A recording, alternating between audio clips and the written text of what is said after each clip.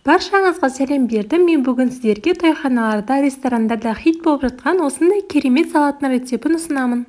Бұл салаттың авторы менің қайынәпкем. Қайынәпкем осы салатты дайындап жатқан кезде сіздер үшін жалынып жүріп артынан жүгіріп видеоға түсіріп алдым. Бұл жерде менің қайынәпкем үлкен ауызашар дастарханына салат дайындап жатыр. Негізінде біле білсеңіздер, шеф-поварлар өздерінің рецепттерін құпия түрде ұстайды, ал мен сіздер үшін артынан жүгіріп жалынып жүріп осы салаттың рецептін видеоға түсіріп алдым. Барлығы түсінікті болу үшін барлық ингредиенттердің толық құрамын видеоның описание бөліміне жазып қалдырамын. Құрметті көрермен, қазақ тілді каналының дамуына үлес қосып, лайк басып, каналыма тіркеліп кетіңіз.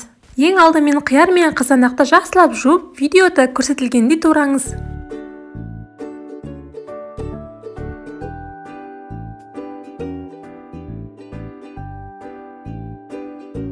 Одан кейін петрушка мен укропты жақсылап жуып, видеода көрсетілгендей ұсақтап тураймыз. Одан кейін болгар бұрышын жақсылап жуып, ұзынша етіп тураймыз.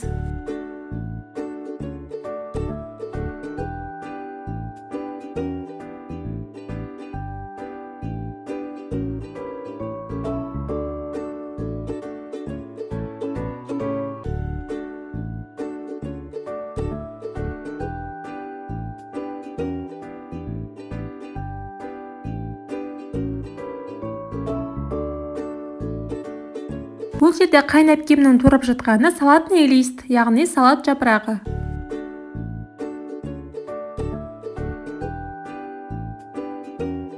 Бәрін турап алғаннан кейін дәмдеушілерді қосамыз. Нақты қандай дәмдеушілерді қосқанын видеоның описаниесіне толық түрде жазып кетемін. Ащы қызыл бұрыш, паприка, тұз сеуіп болғаннан кейін чеснокты үкіштен өткізіп қосамыз.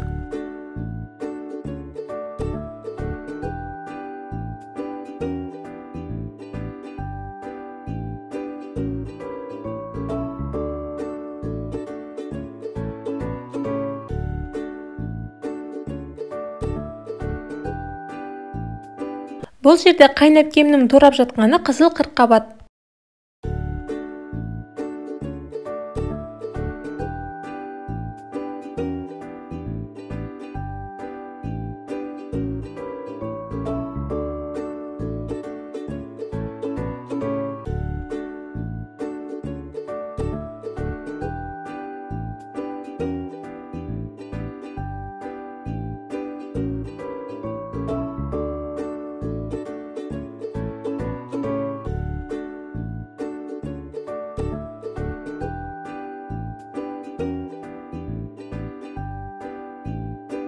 Аспаз қызыл қырыққабатты қосып араластырып болғаннан кейін консервідегі горокты қосты.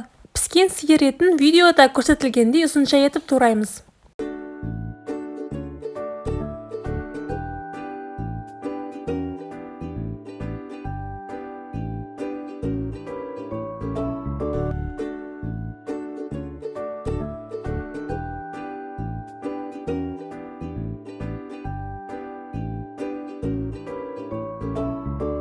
Және ең соңында күнбағыс майын қатты қыздырып салаттың үстіне құямыз. Қатты қызып тұрған күнбағыс майын құйып болғаннан кейін жақсылап араластырып, салқын жерге 1 сағатқа қалдырамыз. Сол кезде біздің салатымыз өте дәмді, ерекше болып шығады.